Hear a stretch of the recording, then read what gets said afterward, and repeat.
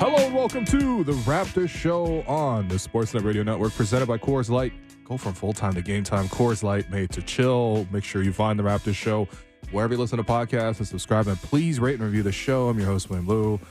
Joined for segment one by my co-hosts, Blake Murphy, Alex Wong. Does anyone want to talk Raptors Hawks that took place on Friday night? Raptors Hawks. Anybody want to talk about this, or you guys want to talk about some of the other assorted things that happened in Toronto? Just let me host, man. Okay. You're the only one that was there on Friday, so. Oh, you didn't have to expose yourselves, but all right. Yes, I was the only one who was there. How was it? How was the blowout loss to the Atlanta Hawks? I think first off, hard. Not a lot of it was hard to watch for sure. So we typically sit in the 600s, and there's usually probably 20 people up there on any given night. Mm-hmm. There's maybe 5. Okay. This is a low attendance across the board. I don't think people were dying to see a rematch, except for me. I was actually really excited to see that one, and I think my big takeaway coming out of that game was whatever. It is hard to beat a team, back to back, whatever.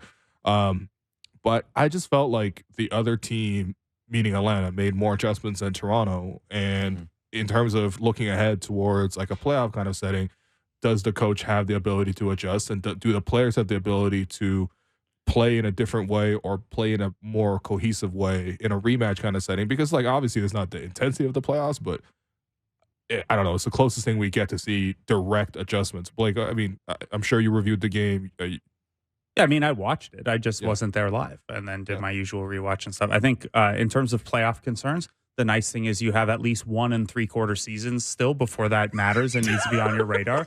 Hard. I don't think you have to worry about that too much. It was fine. Darko's first time seeing an opponent twice in a row, so I was curious about it too. I thought that Trae Young, they maybe took away some of the passing stuff a little bit better, but he had just so much room to shoot still. Yep. And, for 2 games in a row for that to happen at that level is tough, even against a shot maker like Trae Young.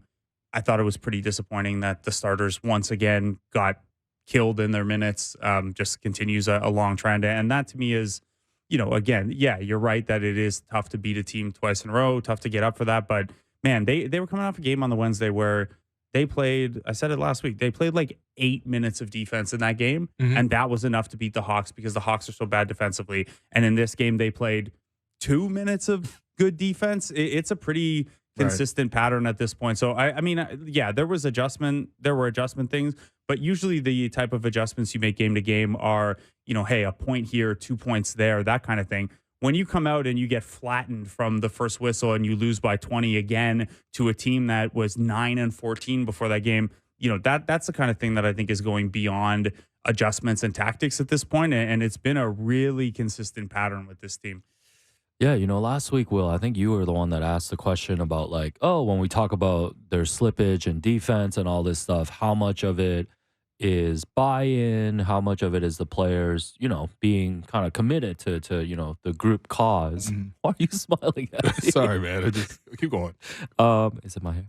But you asked Coach David Thorpe about this too, I think, and he was like, "That's the most important thing, right?" And I kind of brushed it off last week when you mentioned it. It was just more the guys just need to play better, etc. Maybe there's not enough talent on the roster, but it's so hard when you see these performances game to game and just the lack of urgency or just the lack of drive towards building something now. I'm kind of buying in on that. It's are the players completely bought in?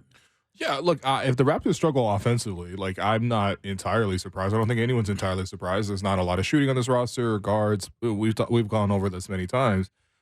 It does surprise me for the Raptors to be this bad defensively. You can't tell me that the Raptors don't have good defensive personnel. You just can't. And that is something that this team needed to bank on. They even talked about it themselves. They could be in a top 10 kind of setting in terms of just the people on the roster. You thought as compared to last year, okay, you bring in Jakob Poeltl, you have a 7-foot player now on your roster that you can play on a consistent basis, something that they haven't had for the last couple of years. How does that adjust for things? Dennis has a great reputation for being with the press and, be a ball hawk.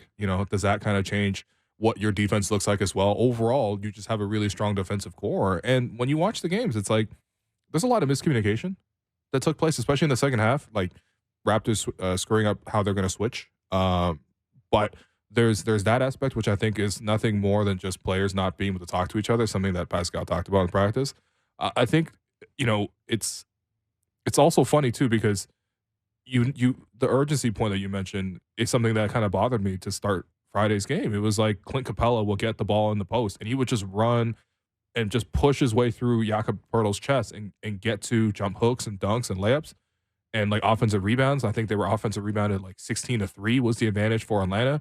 That to me is like a want to. That is not just like a scheme kind of thing. That's not just like, okay, everyone's kind of doing what they're supposed to at full intensity, but they're being out chess matched. Like, no, that's guys not really being tapped in. And I mean, if you can't get locked in at home against an opponent that is well under 500, then who can you get locked in against?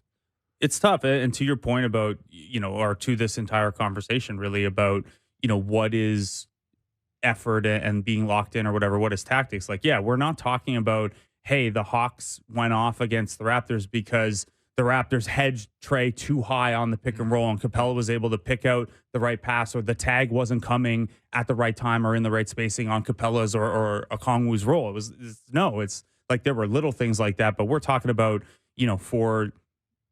for games at a time now, they're not defending well in transition. For games at a time, they're getting beat in the possession battle. I know they had turned that around briefly. They kind of turned it on the Knicks' head on them and won that possession battle. But you're right. It was a 16-3 offensive rebounding deficit. They turned the ball over more than the Hawks did. And like, that is something you can live with if you're a really good shot making team and a team that defends the shots well. But this is not a good shot making team. And I would argue that how poorly they've played defensively of late has basically turned the tap off on the transition offense that they need to survive so well. And like, this is where I get into, I've had a couple of people on Twitter ask me like, well, if guys check out or like guys have uncertainty about their contract situations, like that stuff shouldn't affect the effort stuff, because if anything, you should be doing like the issues should be trying to do too much, right? Like, hey, I don't know what my future is like with this team. They're not sold on me. I got to audition for 29 other teams. That's like when you start taking, one or two maybe bad shots because you're trying to force it or whatever. You gamble for a steal and come up empty. You dive too hard after a loose ball, pick up a foul here and there. It is not, hey, I've got to worry about my next paycheck, so I'm going to chill on defense and blow this help assignment. Like that's not how that stuff manifests, I don't think.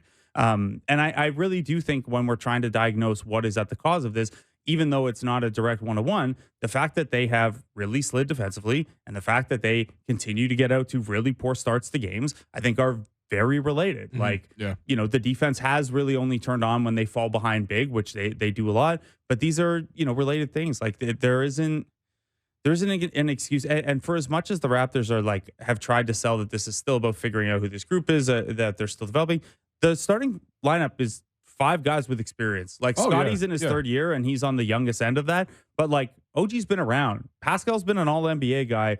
Dennis and Jakob are like 29, 30 years old. Like this isn't I'm uncertain about my lot in life and my lot on the roster. And I don't know how to do that defensively. It's also a team that over the first month of the season was really, really good defensively. It doesn't make a lot of sense. Like I don't think there's, a tactical thing here. I think it really is. There's something off with the, level of preparedness. And I hate doing the, like, it's just an effort thing, but like a lot of this stuff is fairly straightforward to clean up. Yeah.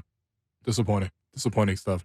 A day after they allow Trae Young to have 35 and 17. They allow him to have 38 and 11, including 15 attempts up from 3, which is just like, that's where my concern was from the coaching perspective. It was like, okay, are they going to do something? We even had a conversation about this on Thursday. It was like, okay, yes, they won against Atlanta, but how can they defend Trae Young better?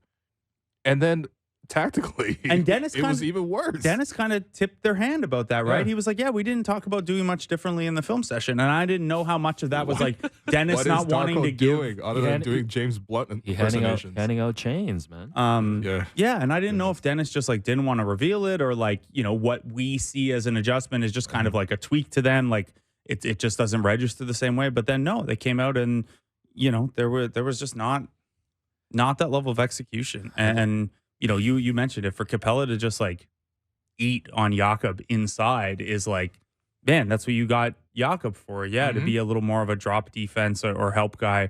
but also like you're not supposed to have those 9-1-1 situations in the paint that require so much help, require so much scrambling out. Like the point of getting more conservative on the defensive end this year was, yes, you might take some strength off the table forcing turnovers, but it should make you more solid everywhere. And instead, I think they are just worse everywhere, and they've lost the defensive identity. Like, I don't know what their defensive calling card is really supposed to be other than, like, let's be solid. Yeah, instead of handing out a chain after wins, they should hand out a chain after losses. Like a blame chain. Yeah. Ooh. It's just got like a kettlebell on the bottom of it. Who did not step up tonight? Whose fault was it? Like Malachi? There's for committing 4 fouls in the first half? Exactly. In 8 minutes? Exactly. Maybe you should introduce this on your post-game pod. Yeah. Like the negativity chain. Oh, yeah? It's too much positivity in that. I got to counterbalance Darko? There's too much positivity for a team that's 10-15. I don't like this. All right. Can I throw, just to continue the negative thoughts on the defensive side, I have some numbers for you guys. Yes, big stats. Okay, so I used to do this thing with JD Bunkus and Ailish 44 when I was on the morning show that was called One Big Number, and they would just be like, distill what's happening down into one number. So this is not exactly that, but it's since November 20th, which is right after they blew the Pistons out. So best, most feel-good win of the season. Everyone gets their numbers and stuff like that. Since that happened, and the next game, if you're trying to place yourself in the schedule, was the game they really didn't play well against the Magic. So since that point in time, they have fallen from 12th to 21st in half-court defense. They have fallen from 8th to 20th in defensive rebounding. They have fallen from 14th to 28th in transition defense. The net of that was up until November 20th, they were the number 7 defense in basketball. Since then, they have been number 25. And this is about the same amount of time. Yeah, and it doesn't even feel like they've played like crazy elite competition. Like they have not. They've played a bunch of middle tier. They've played a bunch of East play-in teams. Right. This was the stretch where you were supposed to measure yourself against the middle of the conference. And obviously got Charlotte tonight. And it's like we can joke about Charlotte and all this, but the Raptors better win tonight because they lost to the Hornets last time that they played. And then they've got Denver, Philadelphia, and then I know they've got a huge road trip coming up, I think in January, that takes them to the West Coast. Like, it's not getting any easier. And this 12-game stretch that I'm talking about in here, and I'll only read off the mediocre teams, they've played Chicago, who are under 500 and below them in the standings, Cleveland, who are really struggling and are about 500, Brooklyn, who are just kind of hanging around that area as well, Phoenix, the one good win in that stretch, New York, who have been pretty good, Miami, who are pretty good, Charlotte, who are really, really, really bad. Yep. And they played them without LaMelo Ball, by the way. The Knicks again, and then 2 against Atlanta. Like, the Knicks are the best team that they've played in this stretch. They had the Magic and the Pacers in there too, but like these are not, you didn't face the 72-win Warriors 12 times in a row. So for you to be 25th in defense on a chunk of the schedule that is just teams that rank from 12th to 4th in the Eastern Conference is like, it's really dispiriting. Yeah, a lot of these games, they really could have just flipped with a little bit better defensive focus, effort, intensity, scheme, but they just didn't, And yeah, it's not even like, okay, you could just point to the bench or you could just point to the starters. Like, I think both units have really struggled in this regard. And that's where I would love to hear like a real honest assessment from, someone on the inside about this. Like for Darko to say like, look, I know it's just unacceptable. Like when is Darko going to, I guess I don't want him to do the Nick Nurse. Like I'm going to rip into my guy. No, but there's a middle. There's a middle between what Darko is and what Nick is. There's a huge slip and that there's a big issue with this because every press conference is Darko being like, Malachi, our defense is bad, but you should smile more. No, I get it. It just goes back to the question for me. It's like, are the Raptors the worst team in the league that's trying to win? I still think the Bulls. Okay, but it's tight. The Bulls are, by the way, on an upswing. list. The Bulls are on upswing. They almost beat the Heat over the weekend. That was a really close game. Ooh, there was, for anyone who missed it, Kyle Lowry is just the genius to end all geniuses. So they were Miami was continually trying to attack Kobe White and get Jimmy Butler switches onto Kobe White. And then Chicago tried like pre-switching. So, hey, Kobe White, you go defend in the post if it means we can keep you out of the pick and roll. So they pre-switch. But then what Kyle would do was like on the fly change the action that they were running and drag whoever Kobe was out into a stagger screen. And they did that multiple times. They did it a couple times in the third quarter. And then on the final possession of the game, Kyle did it again. Basically like grab a teammate, pull him into a stagger screen so that, yeah, you can try to go under 2 screens, but Kobe White's got to be the guy as Jimmy Butler turns the corner, being there. And like, obviously, Jimmy gets the credit for making the shots, but Kyle just doing galaxy brain stuff. Even something like that, going back to our conversation last week when David Thorpe came on and he discussed sort of just the lead playmaker responsibilities, that's an example of that, right? When you're obviously defense is going to change. They're going to hide. They're going to, do whatever to avoid mismatches. The job of whoever the lead playmaker is to, even despite all that, figure that out, especially figure that out in real time, and then make sure to go back to that disadvantage. But anyway, what were you saying, Alex? Absolutely nothing. No, I was just thinking too. It's like, to that point, like, to me, this is not like collectively, it's not a high IQ team to me when I watch them. And it's like, I know you talked about on Friday that they were basically beating like every category. So when I watch this team, like, I don't understand. It's like they don't out hustle other teams. They don't outsmart other teams. They don't outcoach other teams. They definitely don't outshoot other teams. Yeah. Like, what do they do? No, but you know what? Toronto Like, Raptors, no, but what it's like, do they do? I think about like Nick Nurse the last couple of years, like playing the 6-7 man rotation. At least you had like a formula to winning. It was grinding. It wasn't sustainable. Wins, it probably wasn't sustainable, and it wasn't. But like, at least you knew there was a formula to win games. I don't know what that formula is right now. Well, I mean, maybe we could just reframe the whole idea then. Maybe, obviously, none of them will say that we're not trying to win, but maybe the goal is just development. Yeah, but even then, like, no, like, because, it. Look, players don't tank is the thing, Okay, right? Like these guys have their next contracts to worry about and things like that. Gary Trent Jr. is not playing so poorly because it could potentially help the Raptors' future chances of getting a pick that eventually replaces Gary. Pascal Siakam, who wants a max this offseason or right now in an extension, is not playing less than 100% because of the team situation. Scotty wants to make his first All-Star team. Malachi is playing for like a spot in the league. He's got one as long as Darko's the coach. It's not it's not that. And like, you look at this starting lineup, like, I don't know, man. Like Dennis is 30, like, he should not, like, no 30-year-old, I don't think. If it were Garrett Temple getting those minutes and it was a situation where it was clear, like, hey, yeah, we're not trying to win. We just need you to soak up some minutes, organize the offense, things like that. But Dennis Schroeder's 30 and just signed a contract with this team. That's not the intention of the front office. Like, even if you want it to be, that's not what they've been doing. Like, they don't have their own first round pick this year unless it falls top 6. They don't have a very young roster as far as rebuilding teams go.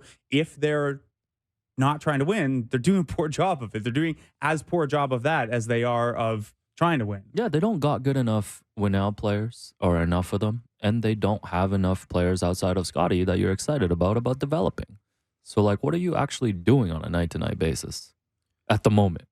Am I wrong? No, you're not wrong at all. This is why it's so funny to me, because it's almost absurd. This is why people are really frustrated.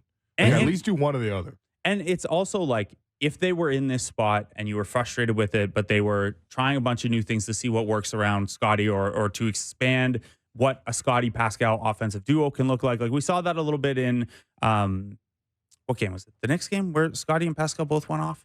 There was a game. Oh, maybe it was Wednesday night. They both had really good offensive games. Yeah. It's what they turned to when they got down 50 points to Charlotte in the first meeting, was just like, Scotty, we need you to cook, and we're going to optimize around that. If they were doing that stuff, you could understand it. If Pascal and OG were on longer term deals and you were like, look, this sucks right now, but we know this group is going to be together, so we got to work through it. We got to try different. We got to make this work. You would at least understand it. But the level of uncertainty around things adds an extra layer to that, and it's why, at least until February 9th, this is going to be like a little bit uncomfortable when they play like this, because the answer is actually probably that if you ask different people on that roster, they think different things are the goals.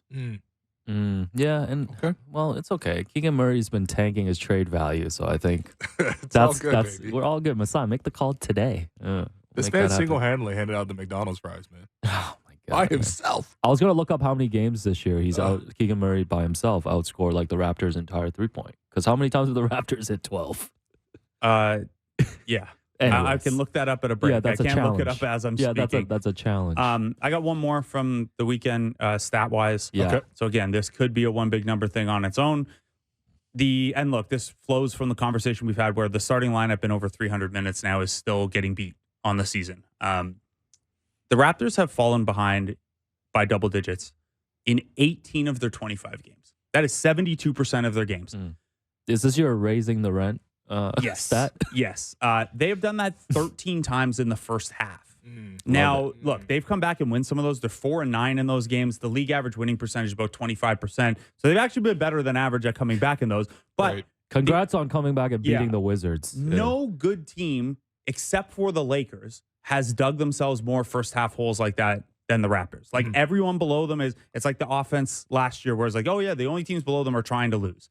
Right now, the only teams getting in bigger holes than the Raptors early in games are the really, really bad teams. And then for some reason, the Lakers, because LeBron might actually be I asked my landlord to raise the rent guy. He might just do that. Not after he got his extra $500K. And then overall, they've been down 10 plus in 18 games, which is the 6th most in the league. And they only have the 18th best record. It's not like they're doing a good job winning those games. And again, when we expanded out to just being down 10 in entire games, no good team has been behind double digits more than the Raptors. But it's really, really tough. They're 4-14 in those 18 games when they get down double digits, and almost all of those are early holes. Yeah, but You got to try something different when this happens. don't yeah, you? but Like, here's maybe the a different here's starting the five. thing. Like we keep maybe categorizing. different Yeah, we guys keep in the rotation. we keep saying that like, oh, aside from the really, really bad teams, like the Raptors are a really, really bad team. But they that's what they I'm belong there. trying to highlight. Yeah, is like they belong there are 8 teams, there are 7 teams that are like clearly bad and don't care about I guess Memphis is in there too, but like who knows? But- it's a special injury exception. and then there's Toronto and Chicago.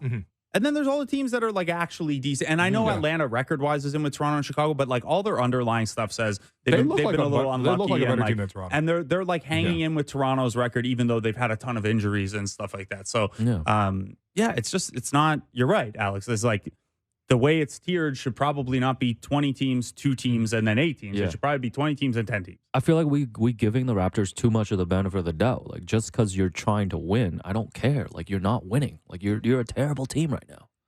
Like there's no other way around it. The stats say that. All the stats that you just told us. But wouldn't you want to see a coach try new things Of course. in this scenario where it's like, okay, it's Yeah. not really working. Yeah. Try new things. Remember, Darko said, maybe with the starting lineup, I want to give it 1 or 2 more games. Yeah. I wonder what starting lineup we'll see But tonight. my big They'll probably be the same. It's not even defending Darko in that, but I've always just gone back to there's no options.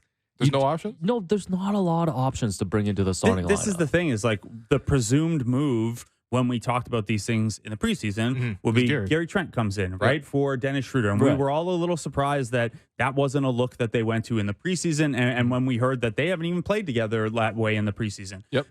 But like, are you going to make that case when, yes, the starters have been bad, but over the last 6 games, Gary's shooting 31% and averaging 7 points? I hear that. But There's no options. here's the thing: your choices are losing, or maybe not losing. And So, and again, I would like to try it because at least like on paper, it makes more sense. Like you probably need a little bit more shooting in that starting group. Yeah. But And I you've mean, still played almost no minutes where that trio of Pascal, Scotty, and OG have spacing around them. They've played almost all their minutes with space limiting guys at the other 2 positions. So you would at least like to see what that looks like, even if it's not, if get data. Yeah. There's not a lot in the lab. And I made this complaint, I think, last week on the not. show and in an article of just like the most frustrating part of the season for me. Like, yeah, it's the losing, but it's also that like we haven't learned anything. There hasn't been enough effort to, and again, this goes back to the conflicting, goals, I think, but there hasn't been enough in the lab. Like we're not finding out what works around Sky. We're finding out what definitely doesn't work, which is like what you would assume doesn't work on paper because teams could put 5 guys in the paint against you. Like, it's a shocker that's what we found out. So yeah, even if the starting lineup downgrades the actual quality of player, let's get some sample on what it looks like. Let's try that out. Whether it's Gary for Dennis, Precious for Jakob, throw 2 spacers in there and see, hey Scotty, you're gonna run a little bit more action as the ball screener tonight instead of as the handler in the pick and roll. Just try different stuff. Scotty's also like not getting a lot of reps as a pick and roll ball handler unless it's those bench units where like it's like, oh, you're playing with Blake, Will, and Alex today. Like, try to cook. Well, we have tried something different. We have tried telling Malachi to smile. Oh yeah. So over the weekend, Darko was asked about, any conversations with Malachi that stood out to him this year. And Darko said, quote, first time I saw Malachi, he looked a little bit down. He didn't have a lot of energy. So I told him, listen, you're a very good looking young man when you're smiling. When you're not smiling, you're a very ugly man. So our first goal is to change that face for you to get a smile on your face, for you to enjoy basketball. So Malachi's 26. Darko said Flynn could be one hit away his whole career. Long as I'm alive, he's a millionaire. Look, this is toxic positivity. He's 25 to be clear. Actually, my bad. Yeah. He's 26 at your end. What am I going to say about this? I think there probably is a bit of awkwardness with Darko just based on like a cultural gap sometimes. Sure. I'm not trying to dismiss that. Like I've definitely said some awkward things, just in a similar scenario. Obviously, he's not new to the country. He's been in America for like 20 years, I think. Now. But whatever. There's a bit of awkwardness. Yeah. In terms of just how he moves. If you want to say that that's just his personality or that's culture or whatever. I guess my bigger thing is just like it's just so much relentless positivity.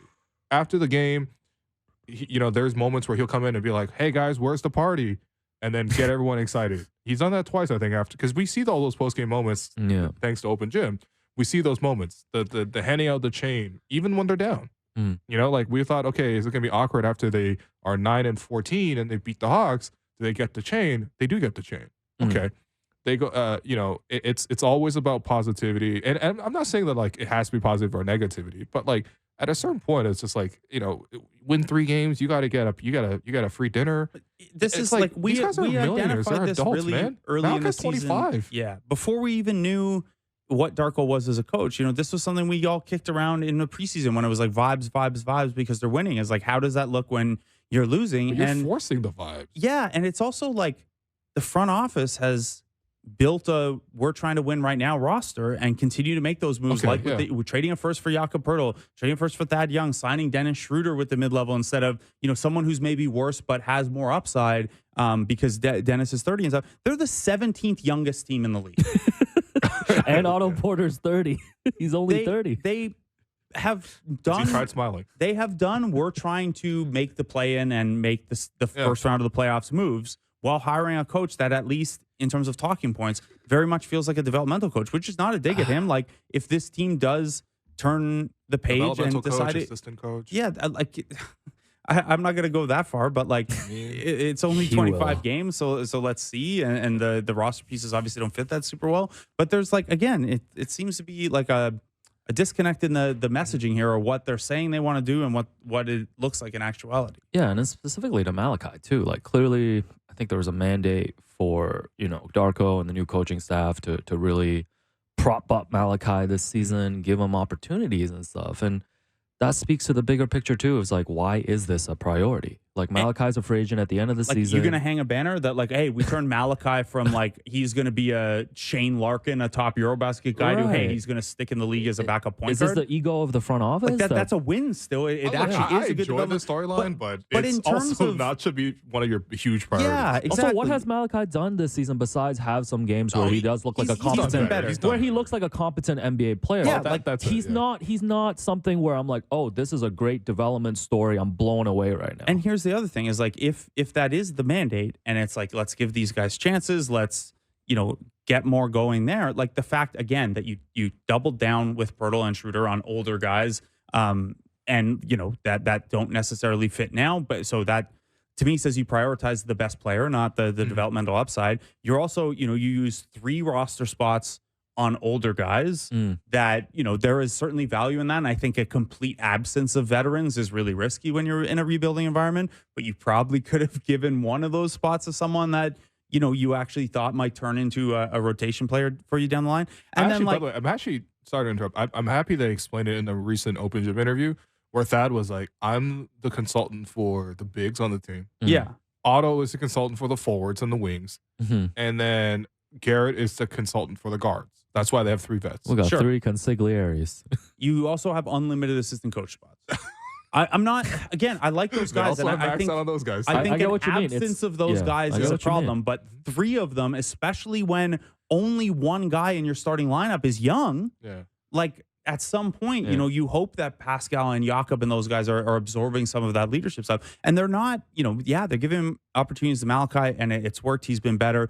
Gary's minutes are way down because he's been bad, but he's younger than Malachi is. We ever prioritize Gary ever? Like, Grady has kind of dug his own spot here, but like Jalen McDaniels hasn't got a shot in a while now, and that's he a guy they made signed. a shot. Yeah. Man, when he true, came into but the game at the end of the Hawks game and missed 3 straight wide open, I was like, ugh, yeah. They haven't, like, none of the two-way guys have played, and that's mostly health related, but like there doesn't seem to be, if the idea is giving young guys more opportunities and stuff like that, it really is just like Malachi is the guy you can identify that suits that. Even Scotty, like, the usage is up, the role is up, but they're still not like letting him cook. It's, a lot of it is like, hey, the first bit of the game, we're going to be structured through the offense, not we're focused on getting Scotty pick and roll reps. We're focused on, hey, Scotty, you got a mismatch tonight. Let's attack it. I don't know. There's just like any explanation you can come up with for why things are the way they are. It like falls apart when you look at other things that are going on. There's just not a consistency there.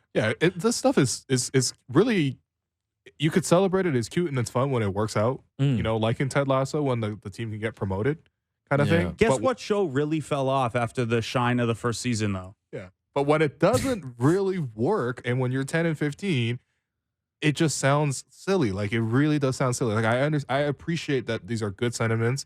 I'm not saying that he should be like downer or negative. Like, they shouldn't play the Raptors show. You know what I mean? But like at a certain point, it's like, all right, man. Like, these are also grown adults. Like, do we have tactical adjustments? Do we have like actual lineup changes? Do we have like, just a different way to reach the players other than just saying, hey, here's a party?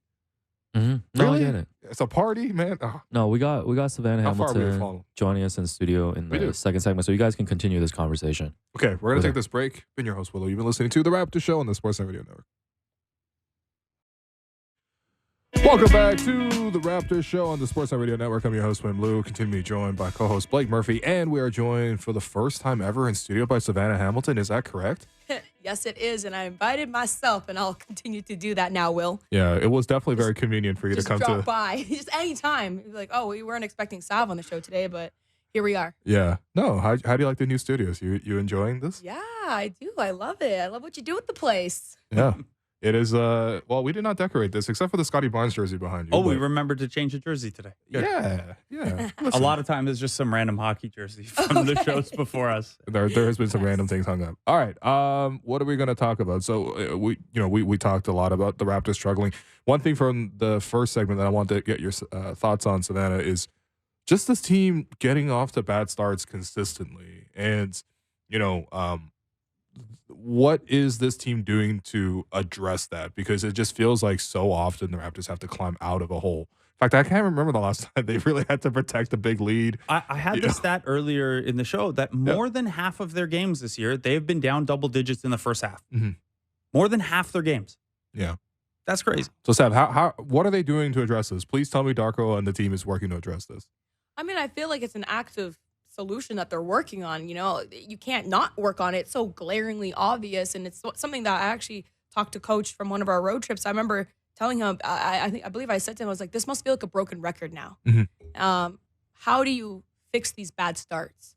What do you do? And we all know, we go to the press conferences. Mm-hmm. He's keeping his starters so far that he said a game or two more that he wants to play with that. And so I think this is actually the game of the game two more. So we'll see what happens from here. But I mean, let's call it for what it is. You can't do the same thing. What's the definition of insanity, right?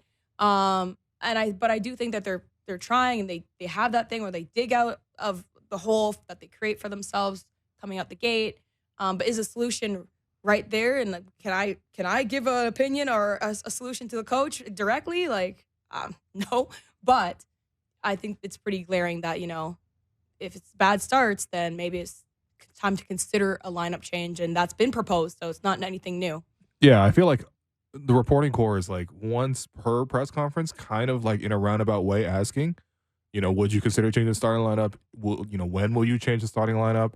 Who would you change the starting lineup for potentially? Tonight, I might just ask, who's in the starting lineup instead tonight? I'll just assume the answer is yes, because we're just nudging up against it like that. But yeah, I mean, there seems to be that resistance. Why do you think there is that resistance, Blake?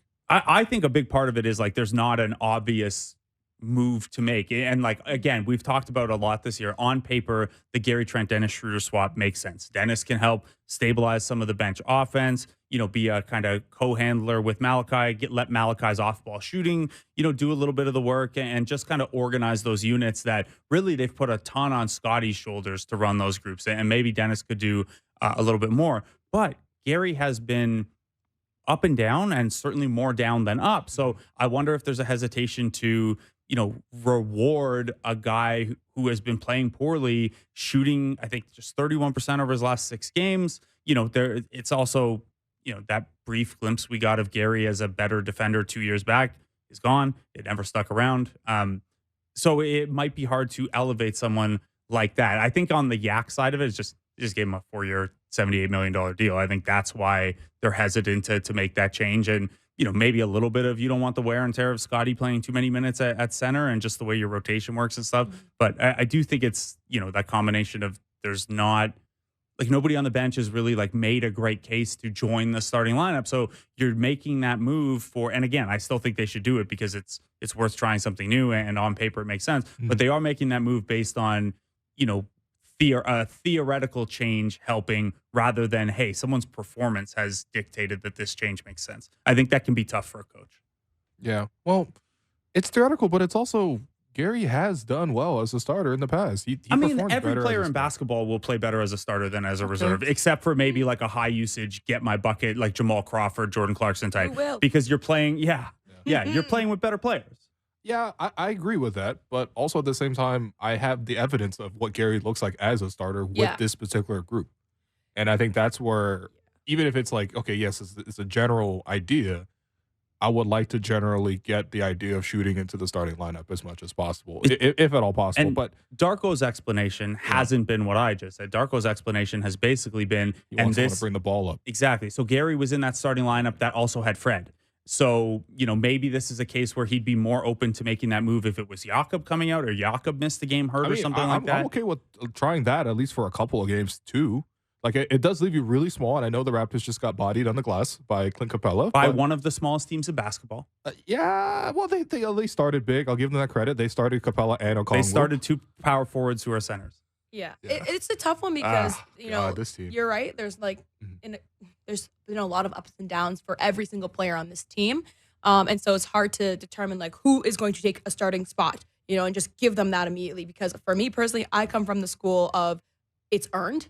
And it's not to say that starters haven't earned a spot, but when you're clearly having rough starts, you have to look at the drawing board and be like, okay, well, this is not working. So what can work? And then it goes to chemistry. And as you pointed out, Will, Gary, in the past, he's had great starts. And so that's where the change is heavily considered there. And also, if you want to empower Scotty to be a leader of a team, it's not a bad look to have him bring up the ball, to have him facilitate in that point guard role, because he is that point guard and forward position that can do a little bit of both. And we're seeing that within the second unit, but I would like to see that as well in the first unit. Another area that I want to ask you about, because Sam, you and I talk a lot, in the booth about this subject, but how can the Raptors get OG more involved? Because I think, when we think about guys who can hit threes consistently, OG is obviously one of the 2, maybe 3 guys on the team that can do that. And I at least I got that sense from Darko that it felt like OG might have a maybe increased presence or even something where he's more featured or more involved. He might not have to shoot more, but he might touch the ball more. But across the board, it seems like OG kind of has the exact same roles he did the last couple of years. He's shooting 1 less shot per game, but I think a lot of that's down to the fact that he's playing like 3 or 4 minutes less per game than last year. Even in the minutes he plays, though, his usage rate is the lowest it's been since 2019-2020. And that accounts for how many minutes you're playing. So. That's a real concern. In fact, the touches, to that theme, they've gone down from 47 a game to 43 a game. Is there a way for Darko to feature him more? Should they do that? Absolutely. I think that OG has taken a step offensively this year. Whether that's really acknowledged or not, I think we all talk about Scotty and how much he's grown. If you really take a look at what OG's doing on the court within those minutes, he's getting more creative. He looks actually more under control with the ball than he has in the past. And his 3-point shot's consistent. His 3-point shot's like the best on the team right now, correct? Yeah. 39%. Yeah. So that's a legit percentage to shoot from 3. So he stretches out the court there.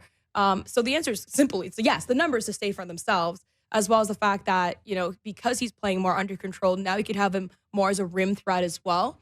And so I think would be best in actions. We've seen him a little bit in the pick and roll, I believe, but like just utilizing him maybe there a little bit more. But I could also see him off ball cutting from the wing, finding him, on backside. So stretching out help defenses. So maybe he's the guy that they're closing out to. Maybe he's not first action, but he's second action.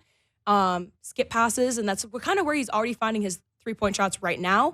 But let's just go there a little bit more. Let's be intentional about going there a little bit more. And I feel like that's an organic way to get him involved without forcing it. Because what you're gonna say, put the ball in his hand more, like not when you have not when you have players like Scotty and Dennis and Pascal playing alongside you. I think it's more like the secondary actions and getting to that. Well, when you looked at those front court touch numbers that you referenced, when you look at those and kind of sort them by who is the highest usage guy, and look, it's always going to skew a little toward the point guard because that's just how you run your offense. But what do you take away from that? Like the fact that, if we're trying to evaluate who is the most important player of this team or who they are trying to funnel offense to, it's yes, Scotty has the big jump there, but, and maybe this relates to our starting lineup conversation and how, a different alignment might spread things around a little bit more. But Dennis is like a pretty clear number 2, and then there's a drop off to everyone else, I believe. Yeah, in terms of touches per game for the Raptors, and whatever, this is not like the be-all and end-all stat. I just kind of like it because it is like a camera tracking who has the ball how many times. That and what they're supposed to be doing with that and what their roles are can obviously change and adjust. But, yeah, leading the team is the point guard, Dennis Schroeder, at 80 per game. Scotty is right behind him at 75. Pascal is at 62. Jakob's at 48. OG is at 44. And then Malachi is at 37. And it goes down from there. Oddly enough, the one that stands out to me is Jakob having the ball 48 times a game. Now, I know a lot of that is like the Raptors like to run a lot of their action through the high post, and they like to get their guards off ball, screening for each other. But, 48 times a game for Jakob Poeltl? How many times, when you give the ball to Jakob, how many times is he actually looking to score with that? Maybe 10 of those? Yeah, I think that's where the problem could lie potentially. And because he's kind of a pass first type of player, actually. No, for sure. Which is his biggest benefit on this team. Yeah. This is why he's great at what he does. He's a bit more of a facilitating big. Okay. But, I always say in basketball, this is kind of fundamental. Yeah. Always be a threat. Yes. You should always be a threat to the rim. The moment you catch the ball, what do you look to do? You look to the rim to see if you could score right away. If you can't, then it's a pass or you could dribble or whatever. In this case, a lot of handoffs. Yeah, a lot of handoffs. And so that's where the problem lies. But I'm not personally, maybe this is coming from somebody who played the center and forward position in the past. I'm not mad that he's getting all those touches. Yeah, it is funny because I think Darko said it. He was like, we're going to get, Jakob the ball in the post a lot more. This is something that we couldn't have anticipated coming into the season. And whatever, assist is not the only way to evaluate ball movement, but it's not a bad way to evaluate ball movement. Last year when Jakob came to Toronto, he averaged 2.2 assists. Right now for the Raptors, he's averaging 2.2 assists. So we've changed the system. We've given the ball more, but the output is similar. And I think probably what the numbers would, because their assist numbers as a team are up overall. Their passing numbers are up significantly. I'm not saying that's necessarily a good, passing for the sake of passing and not creating advantage doesn't do anything. But what maybe is happening there is, or ideally what would be happening, the ideal explanation for them would be, well, all of those DHOs are putting guys in positions to be one more pass away from the bucket. Like you don't track the secondary assist or things like that. But yeah, I was just going to say that. You don't track hockey assists in this game. And I wish they did, because sometimes it's not the matter of that was a direct pass to the rim. Sometimes it's a pass to the wing, and that was a pass to the rim. Yeah. So, and that's what the 0.5 thing is supposed to be about. Yeah. Create a small advantage, turn it into a little bit bigger an advantage, then a little bit bigger an advantage. So maybe something's just not capturing that. Yeah. But I look at those numbers, and even with Yak almost leading the league in field goal percentage, it does feel like those touches have not been productive enough as a part of the larger offensive system. Now, okay, touch is only one way to look at it because it's also time of possession. So time of possessions wise, he doesn't have the ball very long because typically Yak gets it and he flips it around. Yep. So that's why I don't necessarily mind him touching the ball that much. He's only at 1.1 minutes per game with the ball in his hands. That's where when you look at it, it's like, okay, Dennis has the ball in his hands 6.1 minutes per game. The next closest is Scotty at 3.5 and then Pascal 2.7. So that's where, okay, if you're Dennis has the ball as much as Pascal plus Scotty. Is what those numbers say. Yes, essentially. Yeah. Now, of course, a lot of that is him bringing the ball up past half court. That's fine. Walking the ball up without the clock starting. I do wonder if that counts as possession.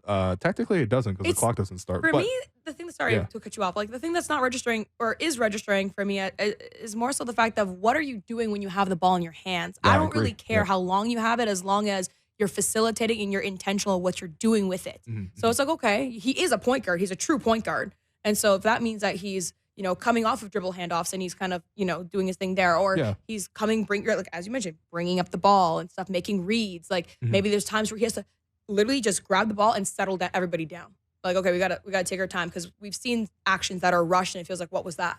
Yeah. And so I'm not necessarily mad at the length of time that he has the ball. It's more so what are you doing with the ball?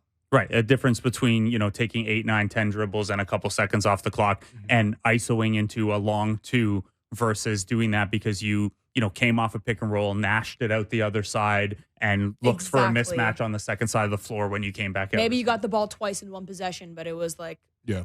dribble pass, or like it depends. Yeah, no one's getting mad at Steph for, heavy touch time numbers. Yeah. Exactly. Ironically, Dennis has the ball more than Steph. Okay.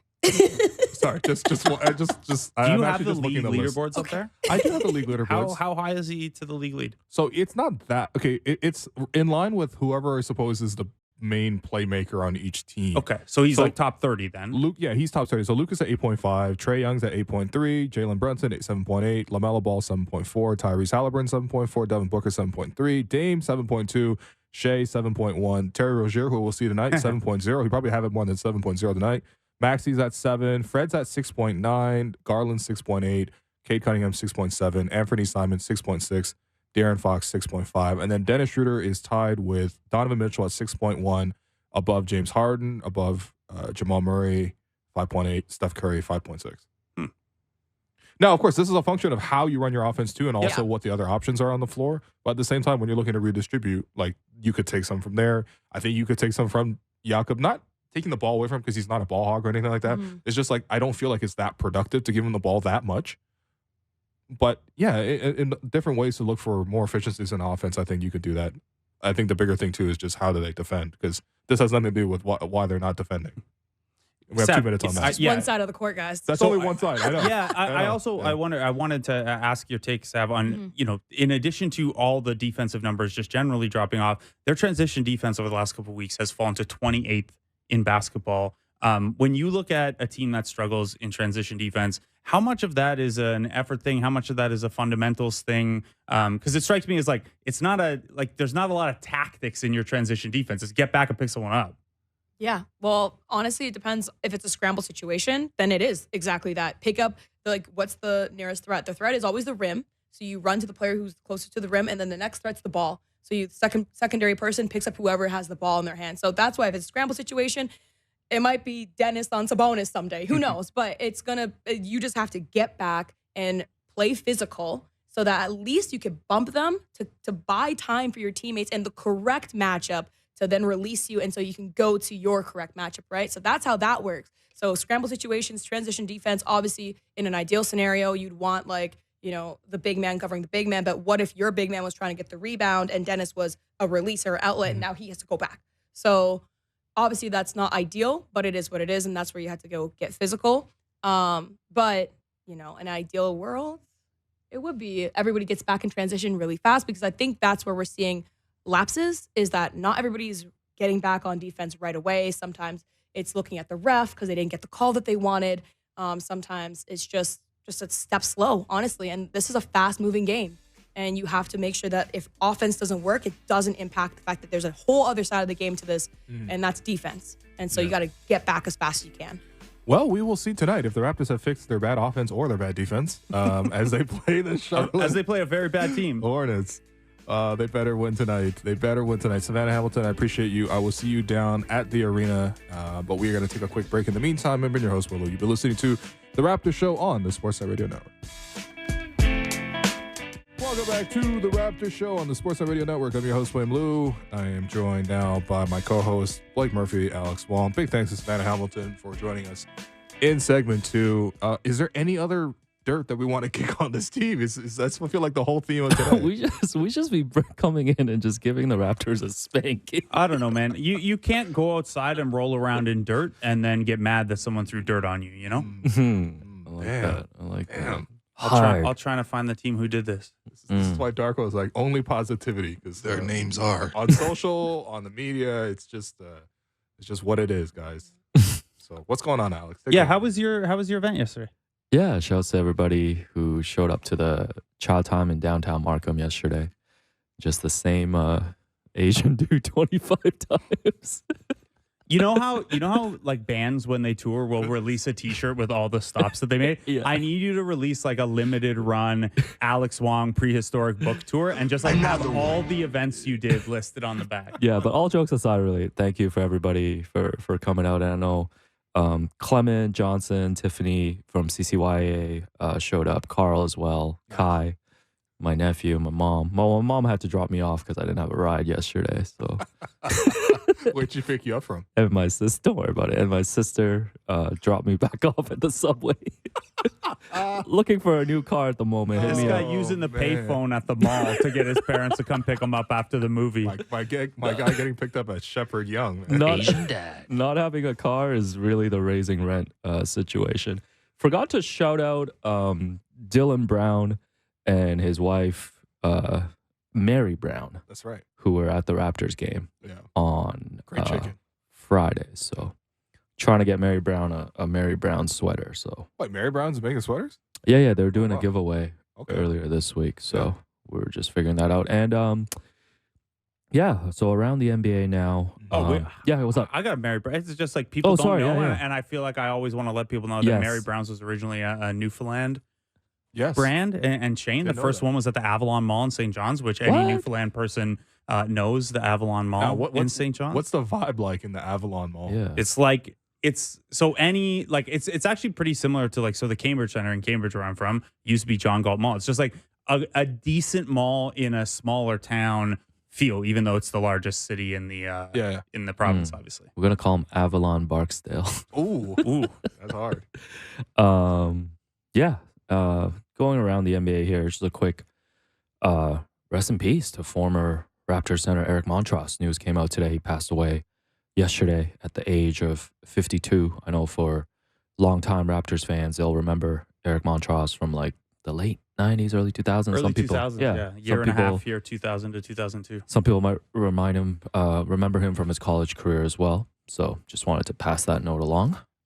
Do you know, I guess this is, never mind. I was just going to do the trade of how he came to Toronto. And then Did he come from Boston? No, he came from Detroit in the JYD trade. Oh, okay.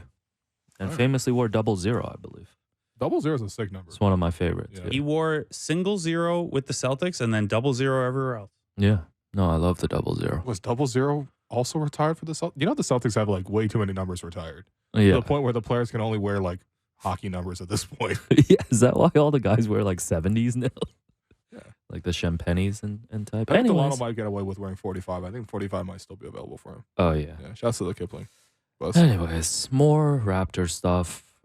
Trade rumors surrounding OG. Great. We're not done. Can we Not done. Can we start a chart? Because I believe by the trade deadline, every team will be linked to OG. Yes. So So what's the latest one? latest one is the Detroit Pistons per James Edwards III Wow. of the There's more James Athletic. Edwards They in got more Detroit James Edwards than wins. than wins in Detroit. What's All going on? Cool. The Pistons are expected to be active in the trade market. Yeah. And two trade targets that were mentioned were Tobias Harris and OG Anunoby.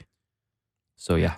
Yeah, Detroit. look, let me start with this. You're not getting Tobias Harris this year unless it's a scenario where Philadelphia is getting OG Anunoby. So you can, if you're the Pistons, you keep that cap space. I'm sure lots of vets will be very, very eager to take your money. No, I think this highlights something though, in that, look, OG being 26 still, even heading into a summer where he's going to get a very big payday, is going to be attractive to a lot of teams because obviously if you're competing now, he's a very attractive rental piece.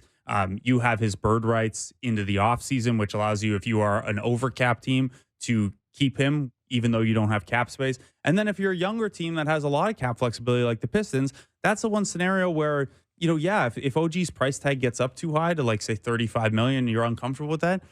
What else are the Pistons doing with that cap space? You can't take it with you. You can't roll it into the next year. Like, yeah, a multi-year deal kind of hurts your flexibility if it ends up a bad one. But like, are the Pistons lining up like 3 big free agent signings with the cap space?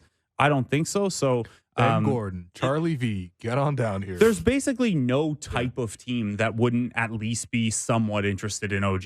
No, for sure. OG's just a great fit pretty much everywhere. I mean, I know we can we are joking about Detroit because they are on a historic, almost like actually full-on historic. Just hang tight, the Raptors on December 30th. Hang tight, Detroit. Streak. I think it hit 23 over the weekend. And I think I saw the game that they played over the weekend where they were down like 30 in the first quarter. Like they were like, yeah, let's leave no doubt. It's another L for us. Yeah, it was on Saturday. Yeah. It was like you've got the whole game to pick your wing spot location. Did you not see Giannis hanging out with his kids on the bench? By the way, Matt Devlin texted in. Robert Parrish has 0 retired for the Celtics. Shouts Thank you, Maddie. Next chat time's on me. Yeah, shouts to Matt Devlin. But yeah, I mean, I think that's the thing for the Pistons. Like pretty much, I don't know, 200 players in the league will probably substantially improve their current situation.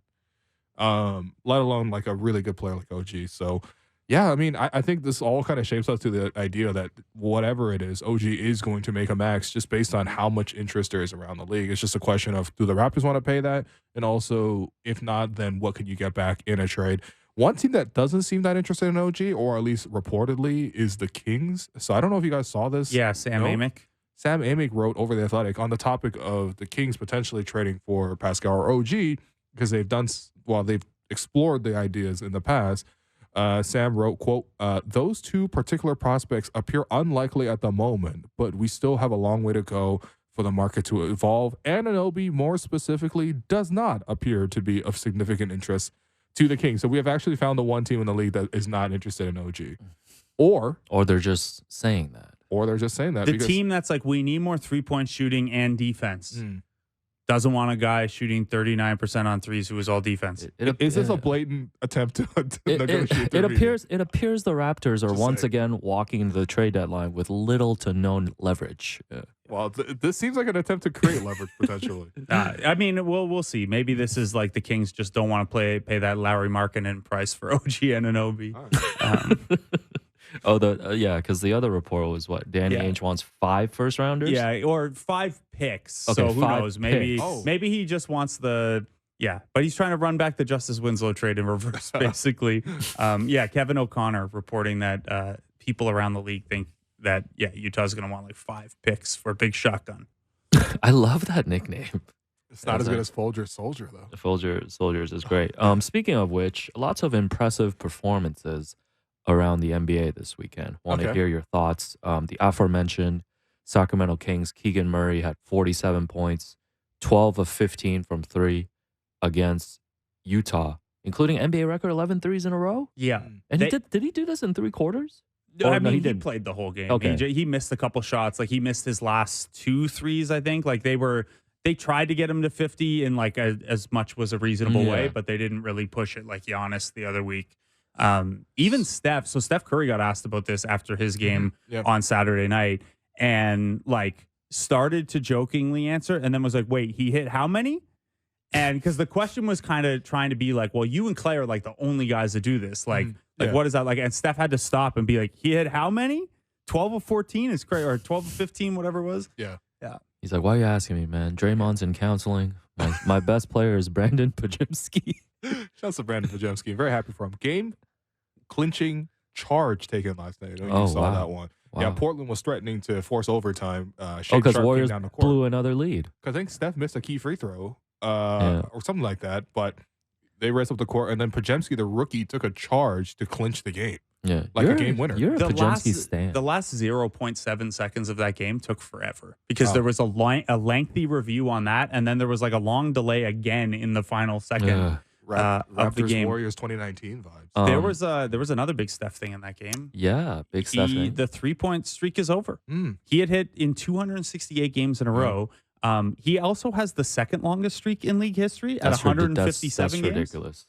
So he not only has like 268, the only player who's done even half of that is also Steph Curry.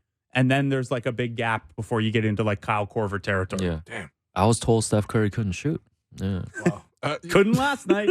Steph really had a lot of open looks last night, and he just couldn't get them to drop, including like back-to-back possessions in the fourth quarter. That's right. He got Can a you lot tell on I his. tuned He in for got a the fourth lot. quarter of this game? He got a lot on his mind, man. He's like, Wiggins is benched. Wiggins played all right there. So, yeah. Here's a crazy 3-point streak stat for you guys that I looked up today. So obviously the Raptors were well known for a long time about their own 3-point streak. They had what was at that point, like by a good margin, league record, 986 consecutive games with a 3-pointer made. It ended in 2011. There was no Derek Martin around to save them that time. So 986 games as a team.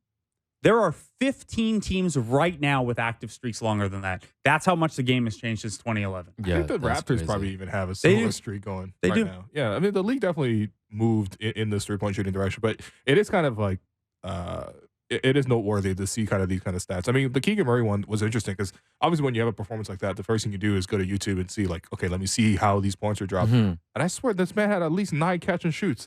And not like, oh, coming off of 2 screens, elevator doors, something like really, really like creative. No, it's just like trailer. Just CNS. Open on the wing. Just a lot of CNS. Like point to wing pass. Like it was just a lot of like catch and shoots. Yeah. And I mean, look, yeah, that offense is tied for the best offense in basketball. Domantas Sabonis and De'Aaron, like Domantas Sabonis is a terrific half-court passer. De'Aaron Fox is a really good break, like suck a defense in on transition and find those trailer threes. I think he might even be out for that game. Was he out in that game? That would explain the usage jump. I don't remember offhand. Yeah, he was out for that game. You know how in Sacramento they do that kind of like Keon Ellis getting all these assists. They kind of do that Keegan Murray kind of call and response thing. They're like Keegan, and then the whole crowd yells Murray. Yo. We need to do that for Malachi Flynn. Oh, too many. Don't tell Darko. Darko just Malachi Flynn. Yeah. The other thing though, if you're picking your poison with Sacramento, and this is actually probably the craziest part to me about Keegan Murray's 12-15 game, he was shooting 30% on threes before that game. Yeah, I know. It's funny. So like leaving him open for the first 5 or 6, sure. Yeah.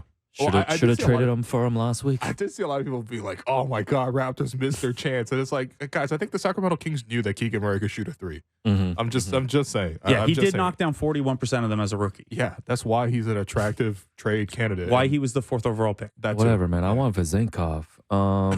Shai Gilgeous-Alexander, another game winner. Let me pull up his IG. You guys talk about this for now. Hard. Game winner against Denver, and that game was really fun. Shai had 9 blocks. He was very close to getting. Chet had 9 blocks. Sorry, Chet had 9 blocks. My bad. Shai was obviously just a killer down the stretch, but Jalen Williams is also there contributing. That OKC team is just really tough. They're really resilient.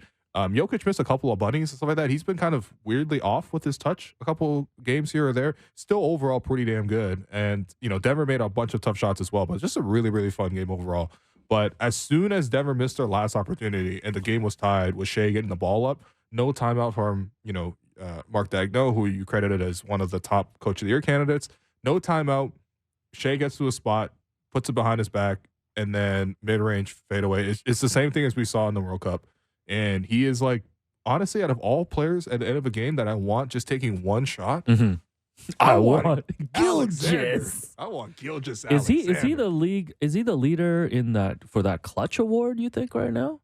Because he's hit a lot of these down the stretch, right? Yeah, he's definitely up there. No, but seriously, I would take Shai to create a shot. I just want to know if I should gamble on that. So thanks, guys. Oh. Well, we can consult off air. But okay, thanks. He's up to almost 55% on mid-range shots.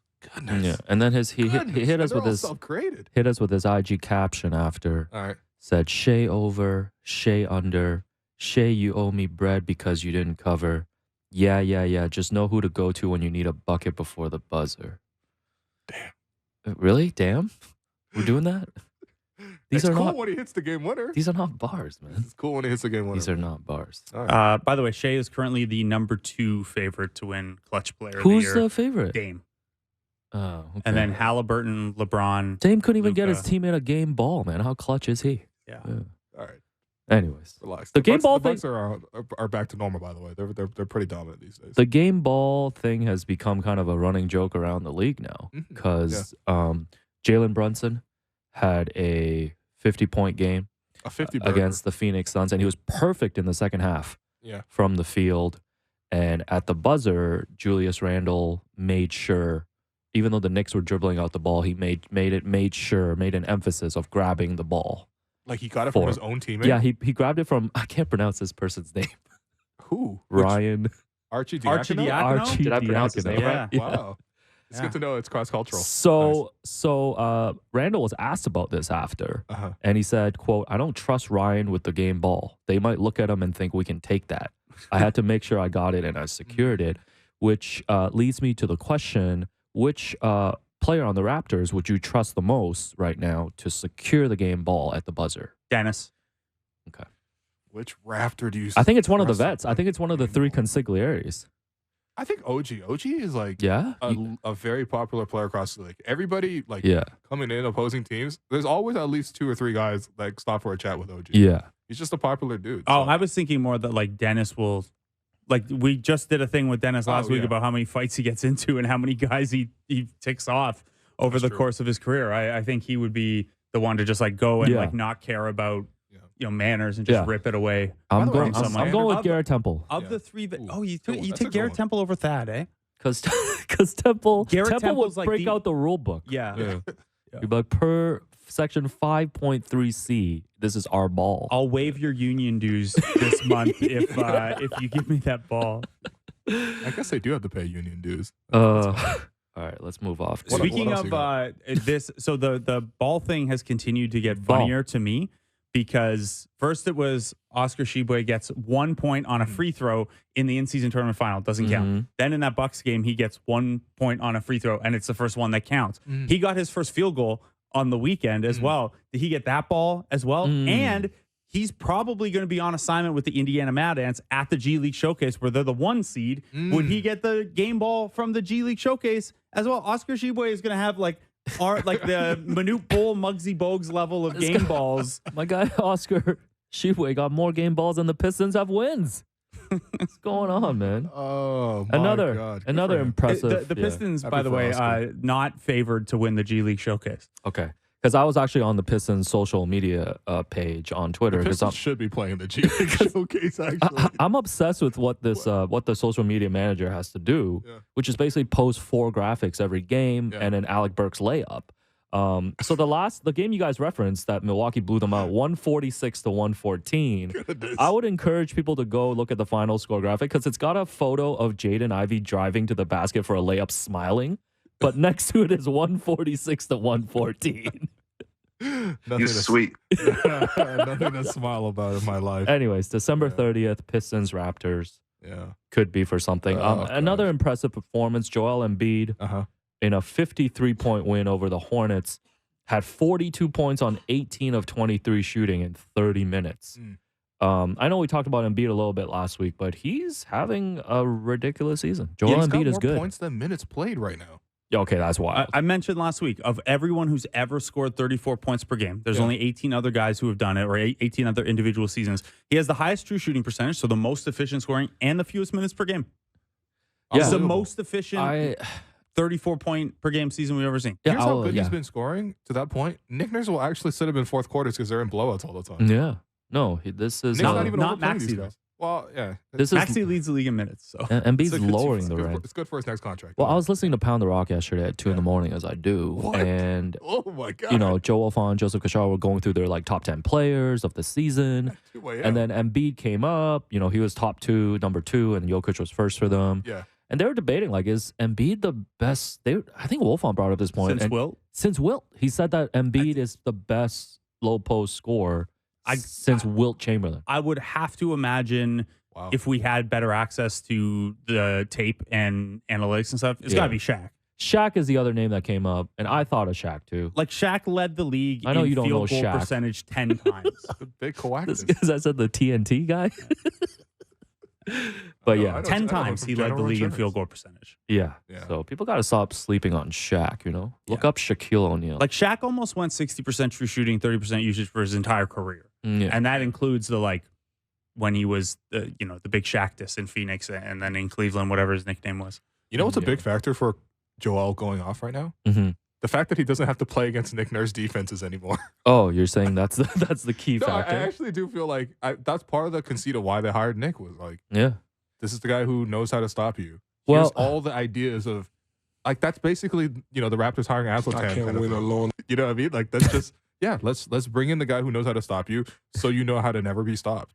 Yeah. And we'll see if it works in the playoffs or not, because obviously no one's impressed by this until they do it like into the conference finals, which is never really done. He does have the lowest But- points per game of his career of any team against Toronto. Yeah. The Raptors, Nick Nurse pulled off wins with like Aaron Baines guarding against them. Yeah. Man.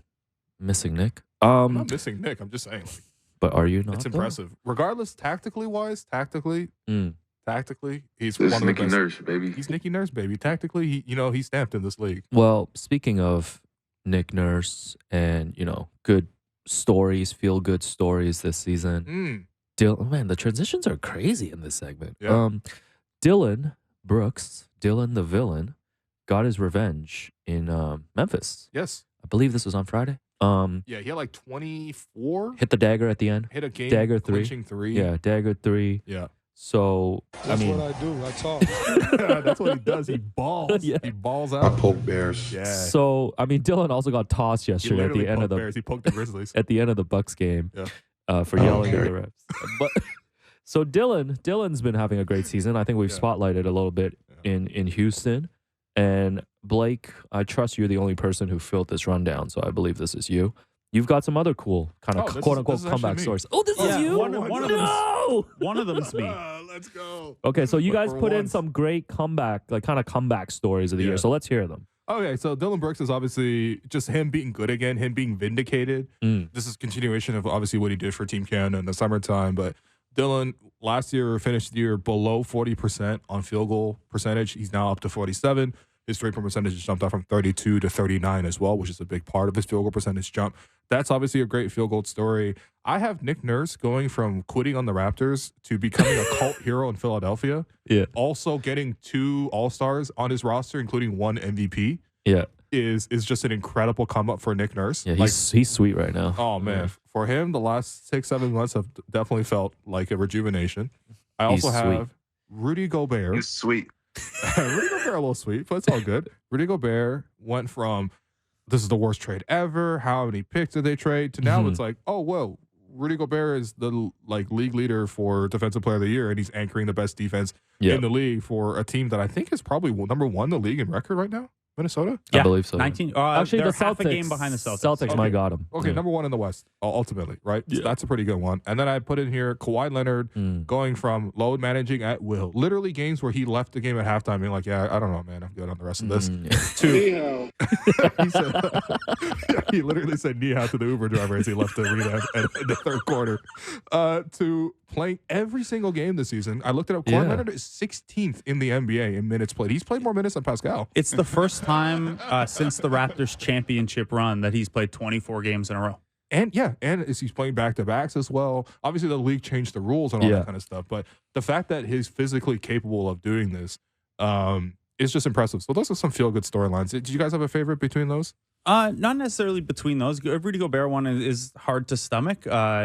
It's real though, unfortunately. He's sweet. Yeah.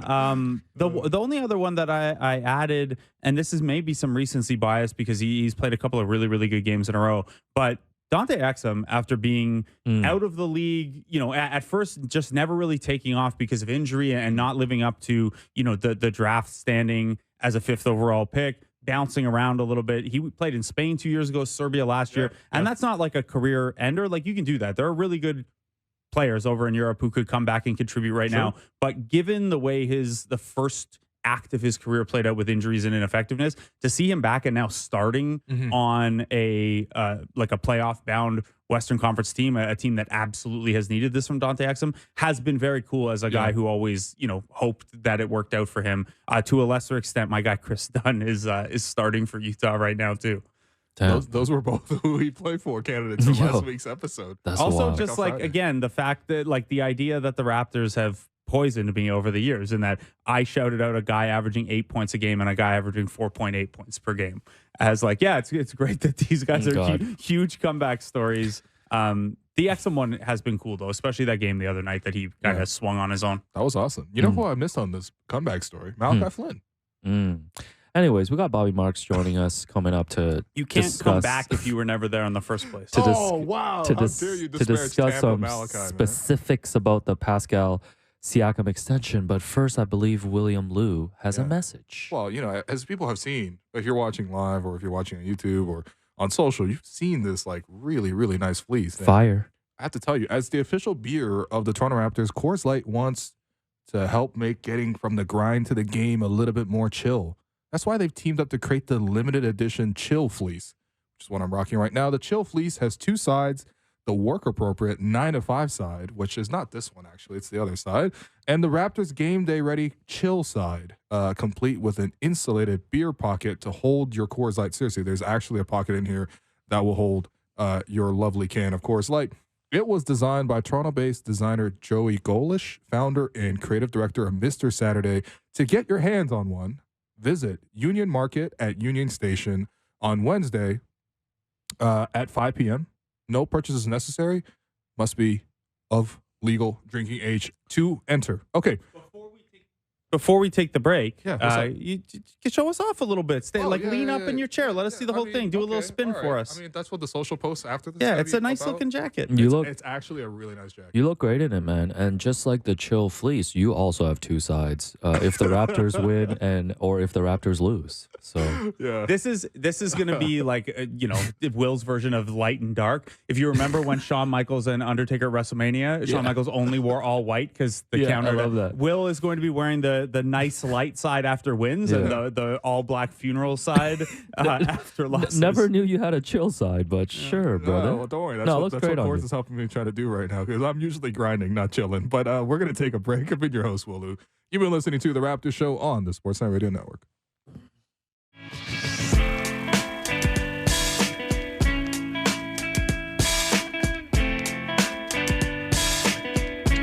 Welcome back to The Raptors Show on the Sportsnet Radio Network. I'm your host, William Liu, joined by co-host Blake Murphy.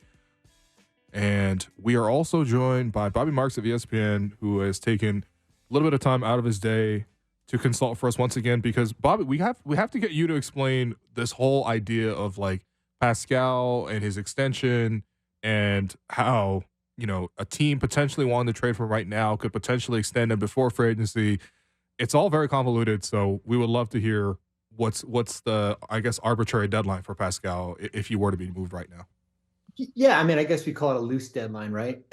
I mean, it's when you look at a player that's extension eligible, there's once that player is traded, there's a 6-month restriction as far as if the acquiring team can give him the full amount in an extension here. The player can still be extended for an additional, in this case, 2 years. I think it's 2 years, $84 million up until free agency. But in the case of Siakam, if he is traded, let's say, for example, on January 15th, the acquiring team cannot extend him for that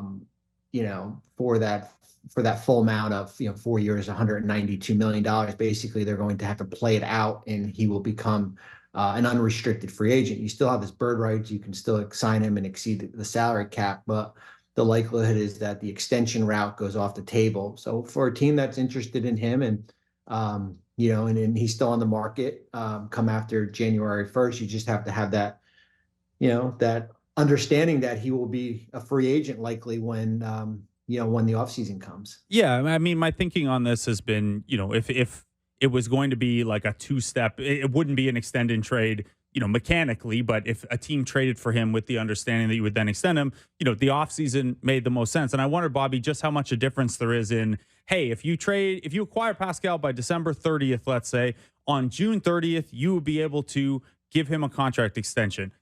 Free agency starts the next day. I'd imagine the conversations between the front offices and Pascal's representatives do not hinge necessarily on June 30th versus July 1st. How much actual value is there to that for a team? Because, Pascal's decision set is probably going to be the same on June 30th. Yeah, I mean, I think it's rarely, and it's funny. I'm starting to work on something regarding the Sixers, an article on the Sixers. The interesting thing is that rarely do free agents sign with teams with cap space. That I think you look at the top 75 players, and I think there might be a handful that have signed with cap space.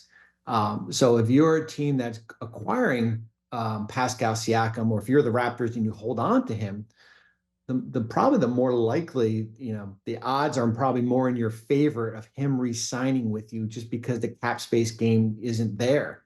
Certainly Fred going to Houston is one of those guys, unfortunately.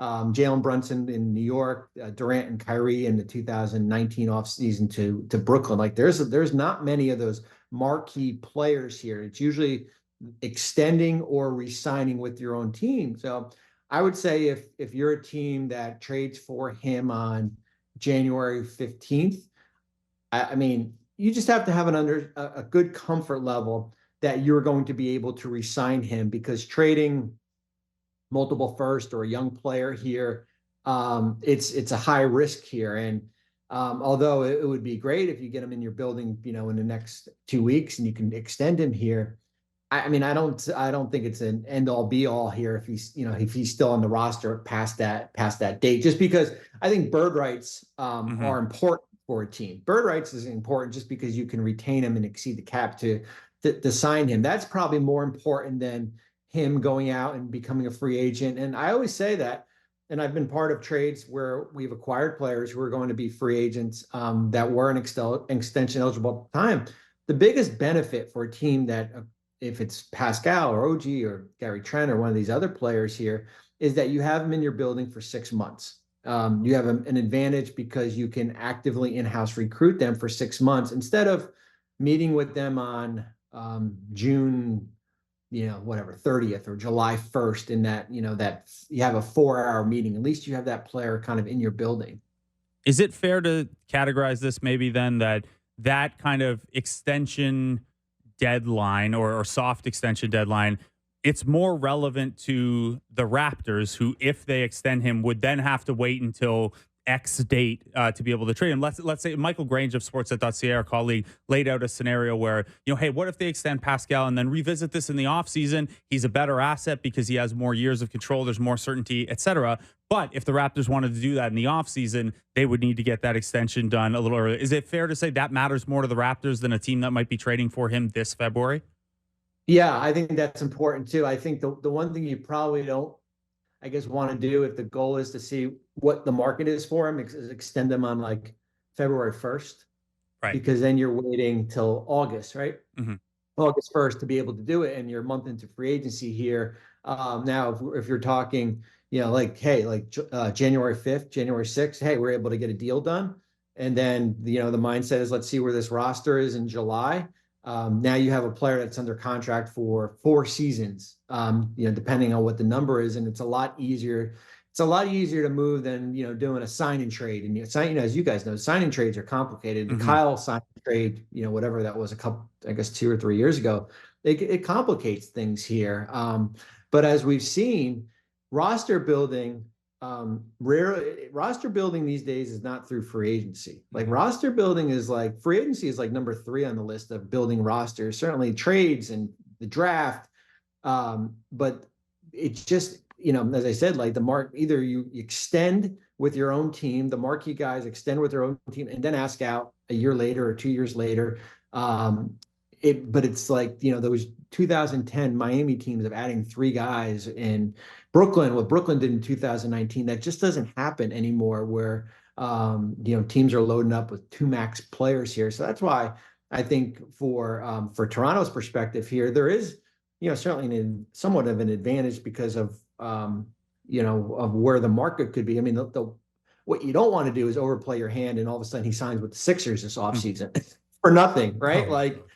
I mean, an example like that here, because they're kind of the wild card team of these. We always hear teams about, it's Orlando and it's, some of the rebuilding teams, maybe we don't put the Magic up there anymore, but Detroit's and who else? Houston's of the world in the past. There was all these rebuilding teams here. Now you're starting to see teams that, Toronto, Orlando's got cap space. Philadelphia's got cap space. Oklahoma City's got cap space here. So they're all, the better teams are the ones starting that have that flexibility. So I'm thinking about, from those teams' perspectives, in terms of wanting to trade for Pascal or for an OG, how do you go about that? Because you kind of do need to get some sense of comfort in terms of this player, even though he's expiring, will re-sign. You kind of have that kind of idea in place. Only until you get to that point are you comfortable giving up anything worth of value comparable to that player to the team that would actually make them accept the trade, in this case, Toronto. Have you been in those scenarios, and sort of like, how do you go around that? Yeah, I mean, we went through it in, I guess it was 2012 or 2013, where we went out and acquired Gerald Wallace, who was on an expiring contract. And, we gave him a lightly protected, I think it was a top 3 protected lottery pick here. And what it does is it gives the player a lot of leverage. Wait a minute, you just traded the 5th pick in the draft. You can't afford to lose me. And you basically, what happens sometimes is you go out and overpay that player to retain. I guess similar to what Portland went through it with Jeremy Grant. They acquired him I guess it was 2 years ago. Played out last year, and then he's a free agent, and then they paid him 5 years, $65 million. They're basically kind of bidding against themselves, but they had given up a draft pick here, and they felt like, we can't afford to lose him. And that's the danger of it is that if you give up a lot here, the player gains so much more of an advantage because the price tag just went up. Or you can just walk away, but you walk away from giving up 2 first-round picks and a young player.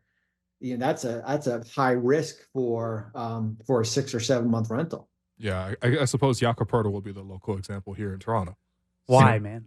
Well, they needed a center. They needed a center to play with Fred. All right, I have one more for you, Bobby, and this is maybe a little too early, but with this Pascal and OG stuff, I've been going through some offseason scenarios. You laid out that a lot of teams, more competitive teams than we're used to, could have cap space here, barring trades for guys with bird rights.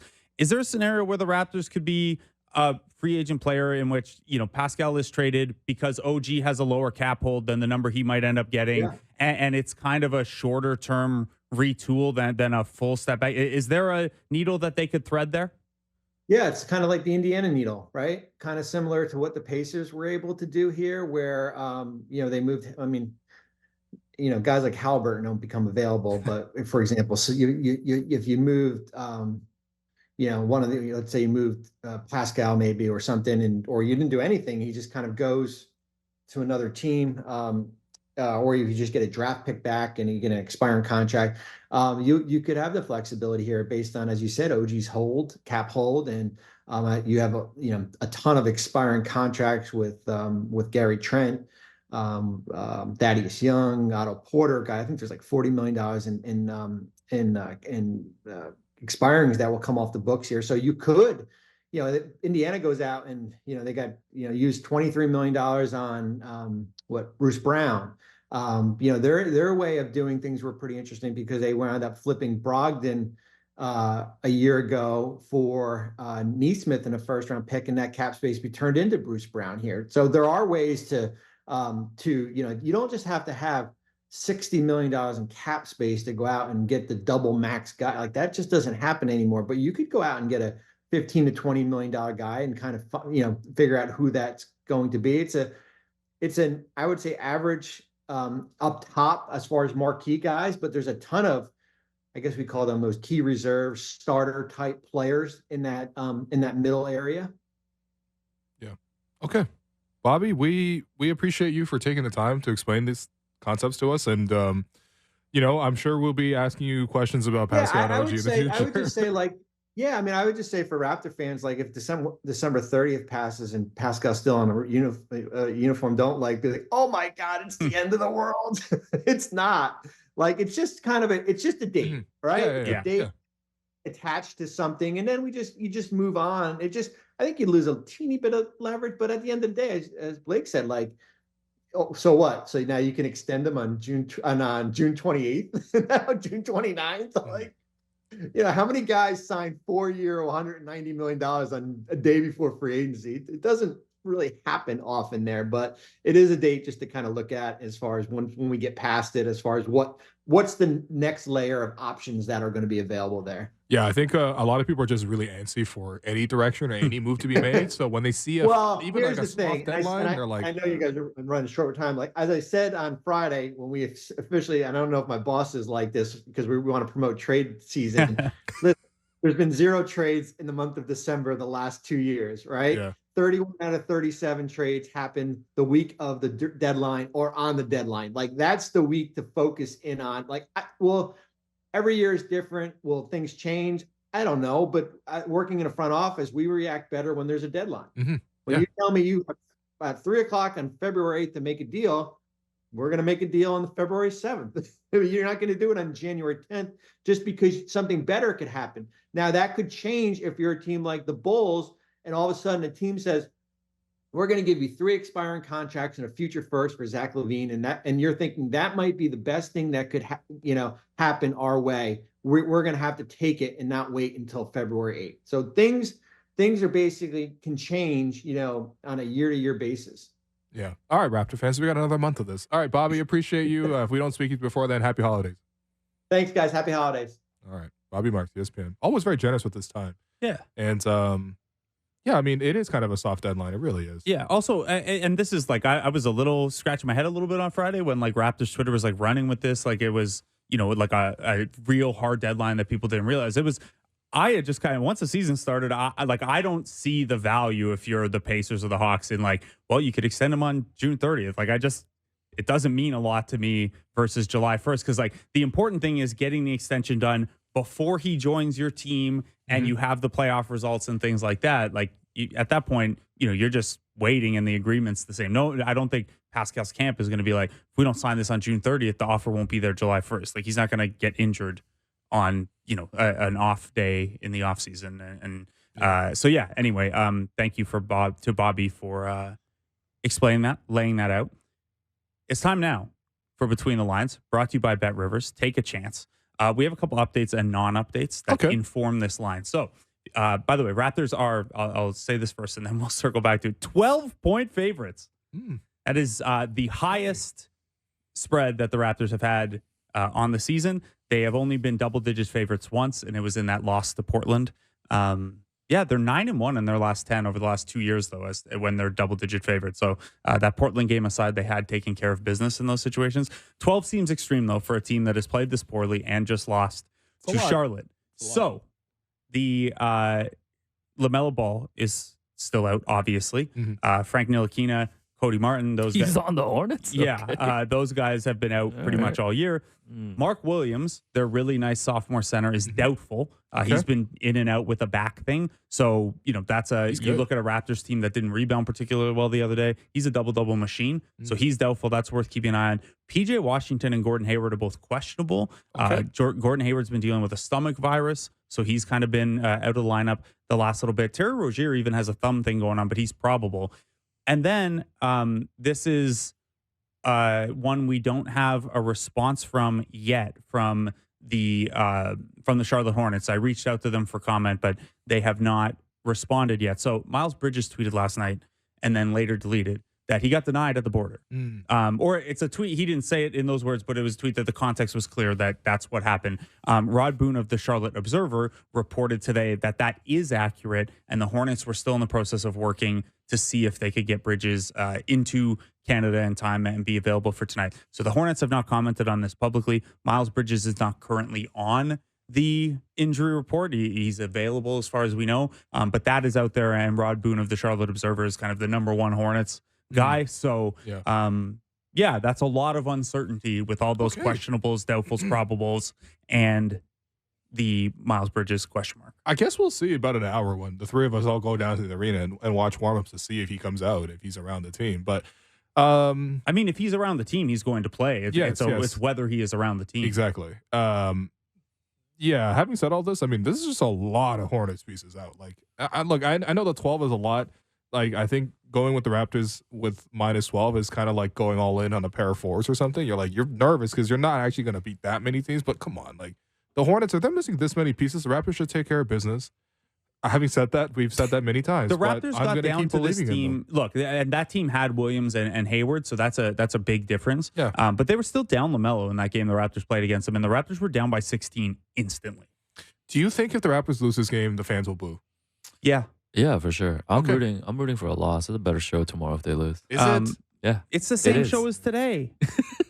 But do you want to come in here and like rip out positives from a win over the Hornets? I would love Malachi to +6 in 8 minutes. Now, I would love to break down, hey, the Raptors actually attacked a mismatch and put Terry Rozier in pick and roll. And yes, Terry Rozier got his 25 points and 12 assists and, had a 100% usage rate, but the Raptors actually saw a clear weakness on the floor and attacked it. That was how they came back against Charlotte. Scottie ended up with 31, 10, and 10 in that game. They started mismatch type. Pascal had a good night in that one as well.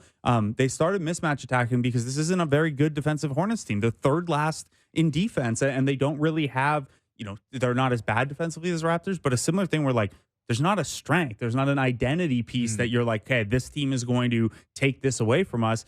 Terry Rozier's going to play 38 minutes in this game, and he's one of the worst defensive guards in the league. You've got to be able to work that matchup to your advantage. You got to find a way to stop him. Darko, find a way to stop Terry Rozier. Scary hours. It's gonna be scary hours. But yeah, let's go with the Raptors. That was Between the Lines, brought to you by Bet Rivers. Take a chance. All right, we got 2 minutes left on the program. Oh, shoot. Let me ask you this, Will. Okay. So when we talked to Sav about this a little earlier, but when Darko was last asked about potentially changing the starting lineup, it was last Monday after the game.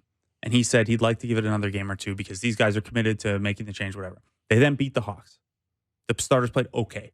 They lost to the Hawks on Friday, and the starters got pasted again. So what do you think the chances are there's a starting lineup change tonight?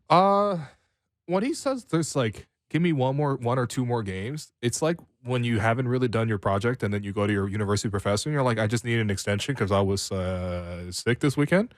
So you get 1 or 2 more days. It doesn't mean the project's any further along, man. I think he was just buying time. I don't see the lineup changing.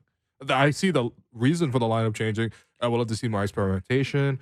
I know people even were like, well, Darko did try taking Dennis out first. I think that was largely because they were playing Trae Young and that's what worked. And also Dennis asked for that change. Yeah, I mean, Dennis kind of told us that was the idea. And, there was a little bit of there was also foul trouble in that first game. And then the rotation pattern on Friday was not terribly different than what we're used to. So that is one that, who knows, maybe they do it for Terry Rozier tonight, which if you're changing your rotation patterns for Terry Rozier on a 7-17 rather Hornets team, it doesn't say a great thing about where you're at, but I am curious to see if they don't make that change. Do they at least change that pattern where instead of Scottie being the automatic first man out early and then he runs the second unit, do you maybe look to take Dennis and Jakob out early, see what those bench units look like with a go-to pick and roll combination on offense? And there's an awkwardness in elevating guys or having Scottie, Pascal, and OG play more minutes with guys who haven't played that well. Yeah. But it's, we got a 300-minute. You know how few 5-man lineups in basketball end up at 300 minutes at the end of the season? Yeah. Well, it's funny about the Dennis Jakob thing because this is not to pump our own pump them, whatever. But we suggested this 2 weeks ago. More than 2 weeks ago, we suggested this. And so I'm really curious to see what will change. Chinese Darko Rajakovic. Yeah. Oh, my God. By the way, so that starting five has played 308 minutes together already through 25 games. It's got to be one of the highest usage. The Raptors only had 2 lineups play that many minutes together all of last year. Yeah. One played 313 after they acquired Jakob's starting lineup, and the regular starting lineup played 380. Yeah. So the Raptors are almost at that mark already. But 1 or 2 more games, Blake, things might change. Well, listen. They actually might, but it won't be for the right reasons. Yeah, just get this win done tonight. All right, guys. All right. You know how sad Will's going to be? He's going to have to flip you already flipped it around, but you got the dark side of the coat there. I love this fleece, man. You guys got it. Emotional, damn it. Are you guys getting these fleeces too? Dark side of the ring, dark side of the 90s, dark side of the jacket for Will Lou when the Raptors lose. Chill as well. Please lose, Raptors. That does it for us today. Please lose. I'm your host, Will Lou. You've been listening to The Raptors Show on the Sportsnet Media Network. Make sure you find The Raptors Show wherever you listen to podcasts and subscribe. And please rate and review the show. It's once again Savanna Hamilton, Bobby Marks, producer and co-host Alex Wong, Blake Murphy, producer Derek Brindale, Jennifer Womack, David Sister, Aaron Manitet. Be behind the scenes tomorrow.